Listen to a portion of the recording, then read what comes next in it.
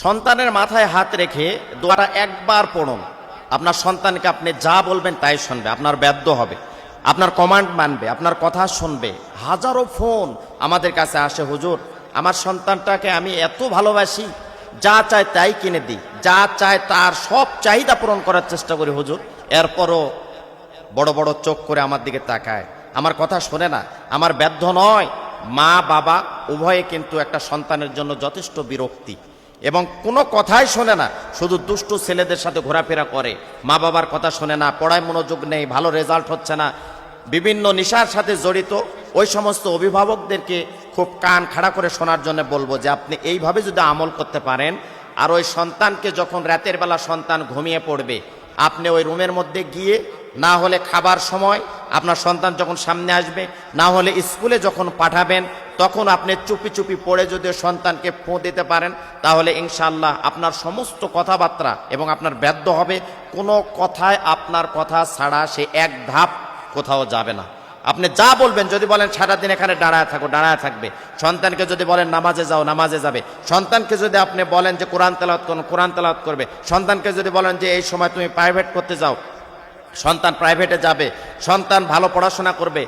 একা একা আপনার সন্তান মসজিদের দিকে দৌড়াতে থাকবে, আমলের দিকে অনেক দুর্বল হয়ে পড়বে, আমল করবে এবং ফজরের আগে ঘুম ভেঙে যাবে। আপনার সন্তানকে রাত 9টা 10টা দিকে 12টার দিকে ঘুমাতে যাবে না, এশার নামাজ পড়ে ঘুমাতে যাবে। প্রত্যেকটা কথা আপনার শুনবে এবং বদ কিছু অভ্যাস আছে যে গভীর রাত করে ঘুমানো এবং সে 12টা 1টা বা 10টা 11টা 12টা পর্যন্ত দিনের ঘুমানো, এই যে বদ যতগুলো তার অভ্যাস আছে, সব অভ্যাস থেকে সে ফিরে আসবে ইনশাআল্লাহ। তবে বাবা মাকে একটু সতর্ক এবং বিচক্ষণতার সাথে এবং এই আমলটা করতে হবে। এই আমলটা শুধু একটা বারের জন্য মাথায় হাত রেখে, বা যদি সুযোগ না থাকে দূর থেকে আপনি ফোঁ দিয়ে চুপি চুপি ফোঁ দিবেন, ইনশাআল্লাহ কাজ হবে। আর সুযোগ যদি থাকে তাহলে মাথায় হাত রেখে আপনি সুন্দর করে এই দোয়াটা পড়ে দেবেন। তবে দোয়া পড়ার আগে অবশ্যই আপনি একটা বার দরুদ ইব্রাহিম পড়ে নেবেন, দরুদ শরীফ পড়ে নেবেন। দরুদ শরীফ পড়ার পরে আপনি এই দোয়াটা পড়বেন যে সুবহানাল্লাহ, আলহামদুলিল্লাহ, লা ইলাহা ইল্লাল্লাহু, আল্লাহু আকবার। এটা মাথায় হাত দিয়ে যদি পড়ার সুযোগ থাকে পড়বেন, আর না হলে সুযোগ না থাকলে দেখছেন যে আপনার সন্তান খুব চালাক, অতিরিক্ত ব্রেন বুদ্ধি রাখে, খুব টাউট, আপনি মাথায় হাত রেখে দোয়া করলে মনে করতে পারে যে আমার মা আমাকে কি দোয়া করতেছে বা কি করতেছে। যদি আপনি হেকমতওয়ালা হন তাহলে অবশ্যই আপনি বলে দেবেন যে বাবা তুমি বাইরে যাচ্ছ, একটু দোয়া করে দিই। কিন্তু এই দোয়াটা আপনি পড়ে দিবেন, ইনশাল্লাহ কাঙ্ক্ষিত ফলাফল আপনি পাবেন। কোনো জেদ থাকবে না, কোনো কান্নাকাটি থাকবে না, কোনো রকমের আপনার বিরক্ত করবে না, অহেতুক বিষয়ে আপনাকে ডিস্টার্ব করবে না। মেধাবী হবে, বুদ্ধিমান হবে, আমল এলমিয়াতের ভিতরে থাকবে, ব্রেনিয়ান্ট হবে, বিচক্ষণ হবে।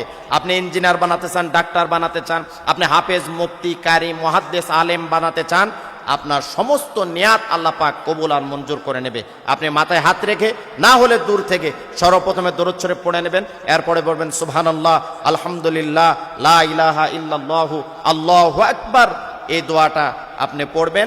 শেষে আর একটা বার দরুদ শরীফ পড়বেন।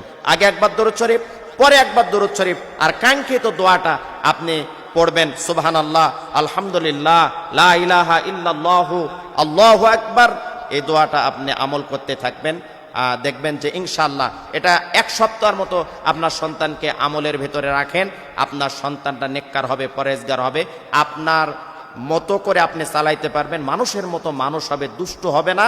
এলাকাতে একটা সুনাম বয়ে যাবে যে এটা কার সন্তান, এত চরিত্রবান। আল্লাহ আমাদের সকলকে, আমাদের সন্তানদেরকে যেন আল্লাহ পাক কবুল করেন, মঞ্জুর করেন, আমাদের সন্তান যেন নেক সন্তান হয়। মালিক তুমি আমাদের সন্তানকে কবুল আর মঞ্জুর করে নাও, আমিন।